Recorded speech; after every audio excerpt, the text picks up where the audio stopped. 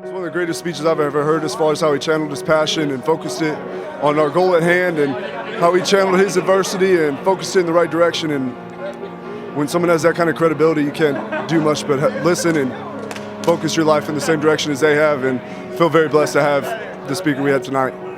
I was thinking about it. I wanted to be a baseball player, but I ended up playing football. And today, Cole, you messed me up, Cole. You messed me up. I had the opportunity to go over there and see everybody doing the batting practice. And when Cole was in there, Cole asked me, he said, do you want to do a little AB? First off, I didn't know what AB was. Like, it's been a while since I thought about baseball. But Coach was driving me back over to the hotel, so I slipped that question in. I said, Coach, what is AB? He was like, at bat. When he said at bat, I thought about that day, about 11 years old. I was training for football. And they had like a batting cage in there too, because guys was in there training for baseball. And when they was in there, it was water break time. And so I thought I was just gonna slide over. I saw him over there pitching and hitting and everything else. So I said, I go over there and ask Coach, what are you guys doing? He said, we're working on our batting. So I'm standing on the side and I see the ball and go, shh. I'm like, whoa, hold on one second here. Then he say, shh. Then he said, you want an AB? I'm like, yeah, Coach, let me AB. He was like, come in, get up under the net. So I get up under the net. And I stood in there and I sat back and the ball came at me fast again. I was like, I got this. I want to play baseball. It's all good. I got this. I promise you, Coach, I'm going to hit it this time. I'm going to knock it out of here. So it comes again at me. This time it come at me. It come directly at me. And it felt like my whole life like just flashed before me. I saw my mom. I saw all kinds of memories. Then it did like a curve. I was like, whoa, that's amazing. I'm never going in there again. He's like, you still want to play baseball? I'm like, no. So I ended up walking back out, and that was the last time I thought about playing baseball. I think it's what we needed to hear. Coming up on our opening series, he talked about having the passion and holding ourselves accountable and being the fixed focus, as he called it. I think it's what we all needed to hear. Coming from a former player, he had the motivation, the passion that we all love, and overall it was just a fantastic, phenomenal speech. And I think you should look him up on YouTube and try to get him where you're at, because it was unbelievable. The speaker was great tonight. Definitely took away parts about the speech that we discussed, it being a process, it's a day-to-day thing, and everything's not going to be easy, things are going to be hard, and at the end of the road, things end up being worth it if you burn the ship and don't look back, you just keep going forward. But this season is the season that I'm most excited about, because Coach was telling me the problems with APR and how you guys cannot play in the postseason. But I thought about it. What makes this season so great? What makes this season better than any other season? Because this is the season that'll make you a better husband. This is the season that'll make you a better dad. This is the season that when your kid at home and you know that you must go out and hunt every day at work, you can't call in sick. Because of this season, it's gonna make you a better man. You know, all you have is the games that you got to play in the regular season. There's no postseason. But what you have, you have the opportunity to master every single second of the regular season. So I got excited about it. I was like, all right, no postseason, so all I got is a regular season. Like, you guys even know what you got. So everybody that you play on the schedule, they should be victims of your grind. They should be victims of your hustle. They should be able to feel the pain that you feel, knowing that you don't have the postseason. Well, Brandon just knocked it out of the park to us, and we already want to have him back to speak to all of our student athletes at an assembly, particularly as well with our football team, but it was just a tremendous night. This is the one that's going to separate you guys. I was reading the other day, and I came across a story. So if you'll bear with me, we're going to get this thing over to you, and it's going to resonate with you. I came across a story, I think it was around it's way back in the days, probably about 15, 13 or something like that, when the guy, Carlos Hernandez, he took his guys over on a conquest, and they were supposed to take over Mexico. And so they get off the ship, and when they got there, it's supposed to be a certain amount of people. And so they get over and they get off the ship, and to their surprisement, it's double the amount of people that's supposed to be there. And so they look at him, and his guys begin to doubt. Some of them looked at each other, and they say, man, we outnumbered here.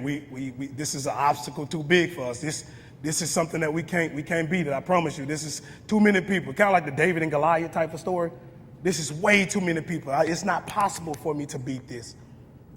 And so the captain, he told him, he said, I need you to do me a favor. They had 4 ships.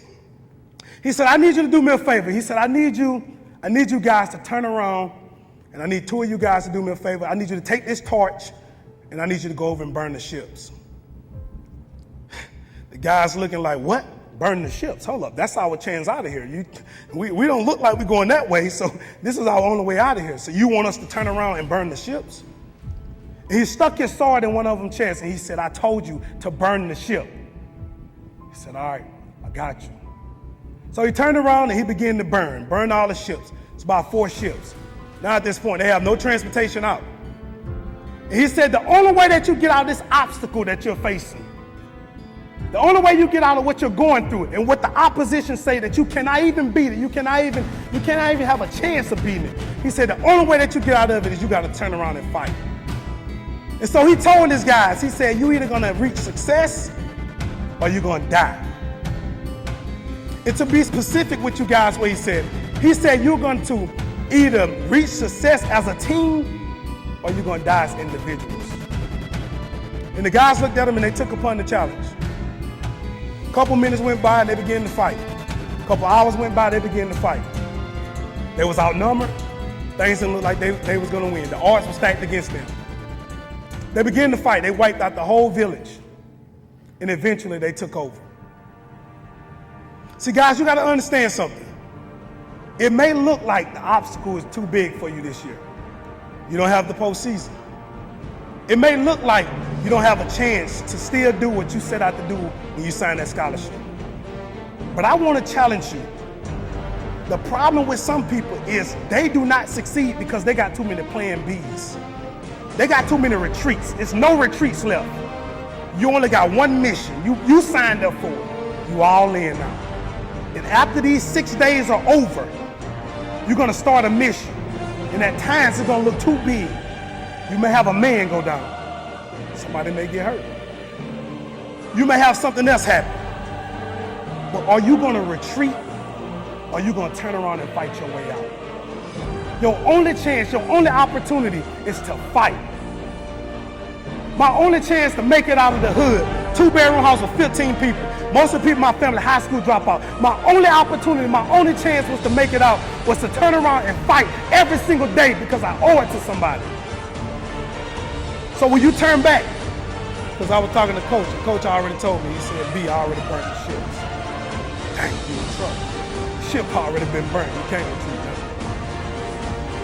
When you retreat, you only retreat because you say just in case. You got a plan B, just in case. You go into the classroom, you don't know if you're gonna pass that test, so you say just in case.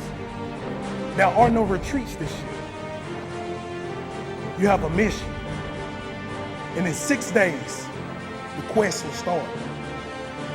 And every single team that's on that schedule, guys, every single team that's on their schedule, they need to feel your pain. They need to feel your grind. They need to feel what it feel like to where I see you on your head and to have that Campbell across your chest. You need to wear it with pride, with dignity and integrity. And you make sure that after this year, you will be a better man. You'll be a better husband. You'll be a better dad. And you use this year to shape you and mold you and groom you to become the person that you're supposed to be in this world. And you'll be bigger than the game of baseball this year. After this year, you will never be the same because of the obstacles that you face. There is no retreat. The ships are already burnt. Guys, it's time to turn around and fight. I think the last point that he brought tonight, talking about success or die, burn the ships. There's no retreat. There's no turning back. It's full steam ahead, and that's the only way we know how to play. That's how we've built this program, and I think it was only fitting that that's how we kind of ended tonight, because that's where we stand. It's move forward or die, and I think he hit the nail on the head with that one.